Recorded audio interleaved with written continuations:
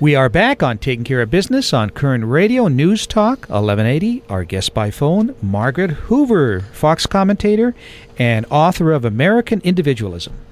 So, drum roll, Clay. You know, Margaret, we had one of our favorite people, local people on here in Bakersfield named Mark Abernathy. Mark sort of runs a political business in Bakersfield, and anybody Mark supports usually gets elected. As an example, Kevin McCarthy has been elected. Bill Thomas. Great guy. Yeah, Kevin's my great. grandfather had a farm in Bakersfield.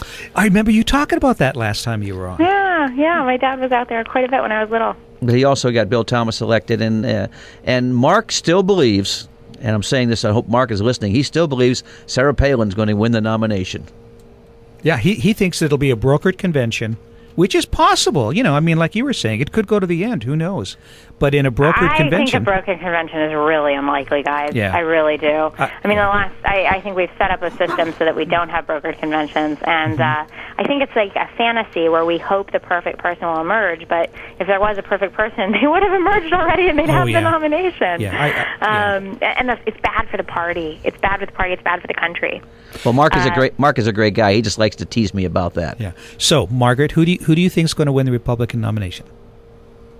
You guys, it's anybody's race right now. The momentum's certainly in favor of Mitt Romney. You asked me who I like.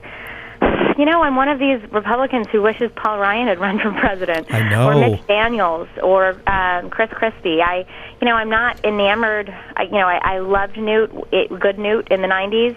I've never been crazy about Romney. I think all of them would be better than President Obama, and I'm going to vote whoever the nominee is. And I trust the process. But I can't say I've thrown my hat in the ring for anyone, because I haven't. And I think the process makes better candidates, and it's good for us as Republicans to flesh out, our priorities, what we believe in, what's the most important issue right now, and who could be the strongest challenger to President Obama. Well, where do you get information on Obama? I mean, he sealed everything. What? But here's the thing. I think there are so many problems with how President Obama has led the country over the last 3 years. So many policy disagreements I have that I just think we can focus on that stuff, and you can keep your Obama stash and your shield stuff anywhere else. I think the real meat that we have against him is pretty substantive. Margaret, the happy pill wore off. What's going to be the key issue between the candidates?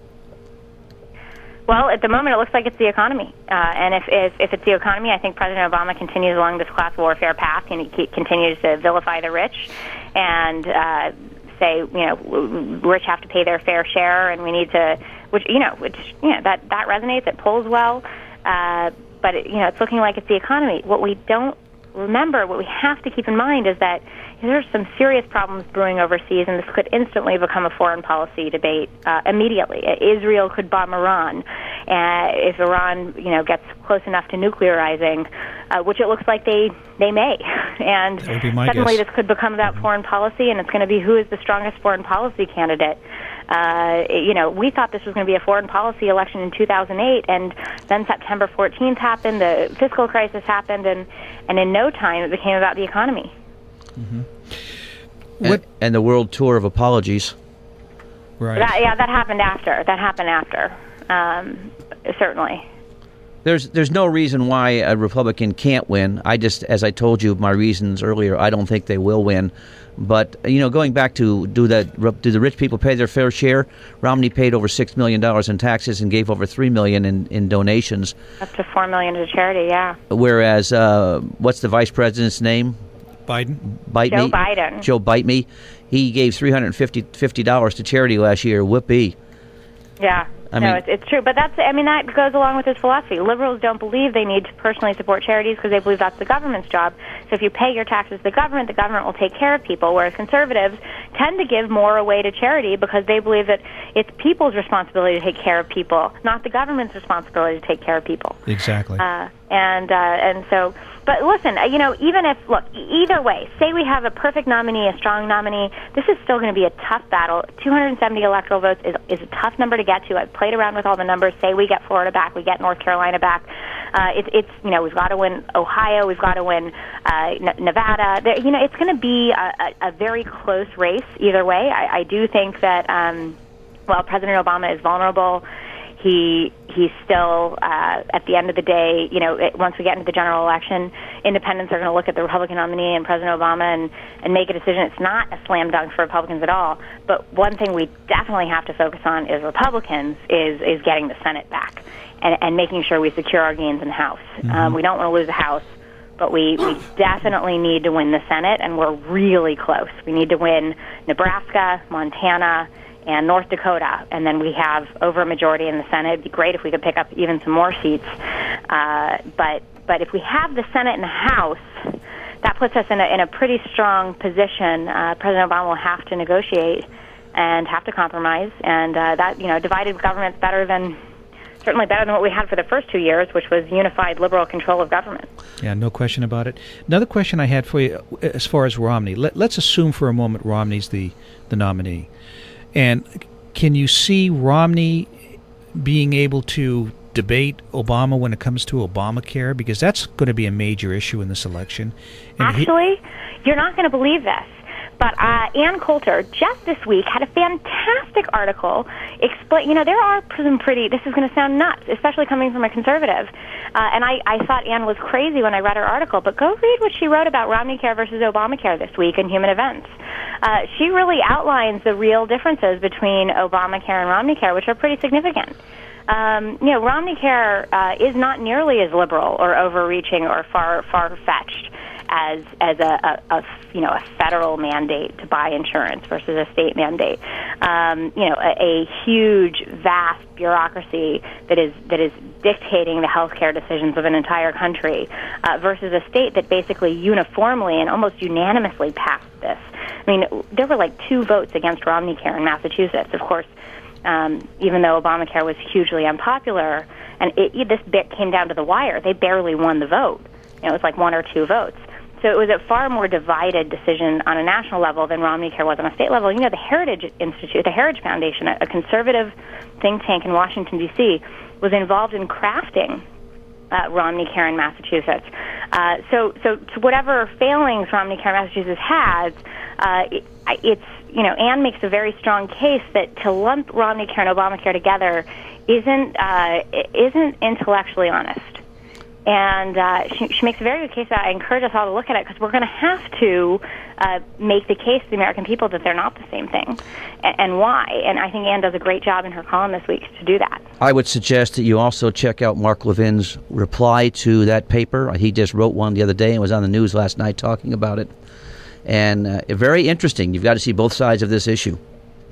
So are you saying Mark Levin doesn't agree with Ann Coulter? Not at all. Okay. Not at all. And Mark Levin's a pretty conservative individual. Yeah. Okay. Well, So is Ann. Yeah.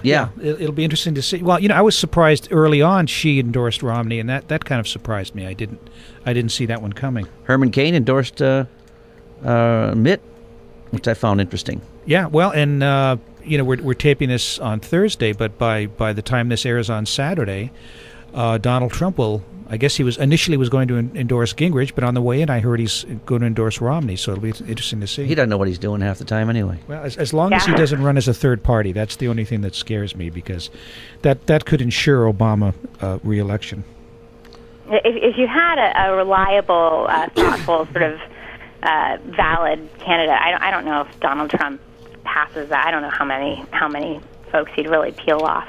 But I agree with you.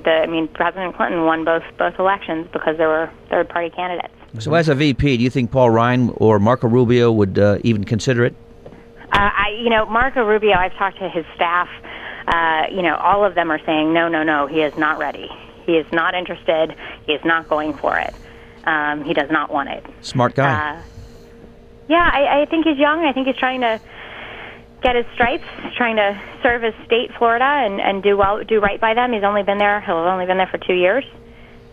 So he should probably take his time. But God, he'd be perfectly fit the bill. We're losing Hispanics left and right in the Republican Party, and we really need somebody who can reach out to them and speak to them. I out of left field, somebody who I think could reach the millennials. Have you guys heard Pat Toomey speak lately? Yeah, Pat Toomey is a young guy. He's from Pennsylvania. He was Club for Growth. Mm-hmm. He's the conservative guy. He's a fiscal conservative guy.